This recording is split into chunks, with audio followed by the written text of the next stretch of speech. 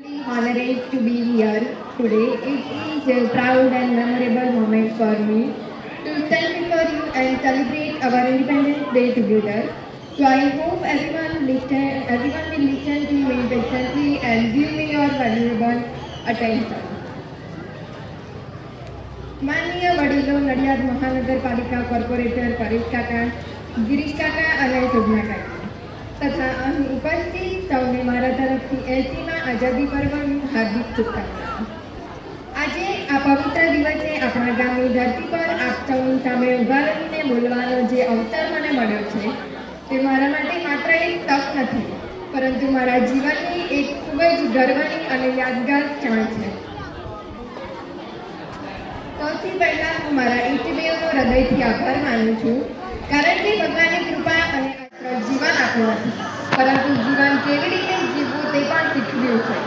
મારી દરેક નાની સફળતા પાછળ તેમની મહેનત, તેમના ત્યાગ, તેમના આશીર્વાદ અને તેમનો વિશ્વાસ છે.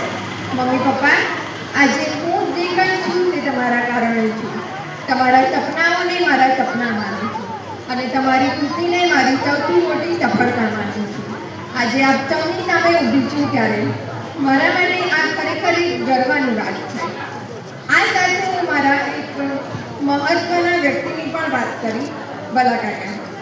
ભલા કાકાનો પણ આભાર માનીશ, કારણ કે હું જ્યાં સુધી પહોંચી શકી તેમાં તેમનો પણ ઘણો મોટો ફાળો છે. મારા મમ્મી પપ્પાની સાથે સાથે તેમણે પણ પ્રોત્સાહન આપ્યું છે અને જીવનમાં આગળ વધવા માટે મને હિંમત આપી છે. કદાચ શબ્દોમાં ક્યારેય તેમનો ઉપકારનો પૂરો આભાર વ્યક્ત નહીં કરી શકું, પરંતુ મારા હૃદયમાં તેમના માટે હંમેશા ખૂબ જ માન અને આદર રહેશે. અને આજે મને આપણા ગામમાં આ પવિત્ર દિવસે ધ્વજ ફરકાવવાનો જે મોકો મળ્યો છે તેના માટે હું જીવનભર ખૂબ જ આભારી રહીશ. મારા માટે આ ધ્વજ ફરકાવવાની તક નથી, પરંતુ મારા જીવનની એક યાદગાર ક્ષણ છે જેને હું આખી જિંદગી મારા હૃદયમાં સાચવી રાખીશ. આ સુંદર તક આપવા બદલ શોભાકાજી, પરેશ કાકા અને ગિરીશ દાદા, જેમણે પોતાને મળેલી તક મને આપી, તે બદલ હું તેમનો પણ ખૂબ ખૂબ આભાર માનીશ. કદાચ તેમના માટે આ એક નાની તક હશે, પરંતુ મારા માટે આ તક ખૂબ મોટી અને જીવનભર યાદ રહે તેવી છે. મારી બસ ભગવાનને એક જ પ્રાર્થના છે કે શોભાકાજી, ગિરીશ દાદા અને પરેશ કાકા તથા તેમની આખી ટીમને હંમેશા સારું સ્વાસ્થ્ય અને શક્તિ આપે અને આપણા જીવન માટે તેઓ જે સારું કાર્ય કરી રહ્યા છે તેમાં ભગવાન તેમને વધુ શક્તિ આપે, જેથી તેઓ આપણા ગામને વધુ આગળ લઈ જાય અને આપણા ગામની વધુ પ્રગતિ થાય.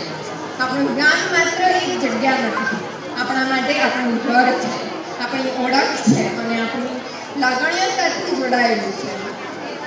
આપણે જ્યાં પણ જઈએ, ગમે તેટલી મોટી સફળતા મેળવીએ, પરંતુ પોતાના ગામની માટી અને પોતાના લોકો ક્યારેય ભૂલી શકાતા નથી. આજે આપણે આઝાદી પર્વની ઉજવણી કરી રહ્યા છીએ. આઝાદી આપણને ખૂબ મોટા બલિદાન પછી મળી છે.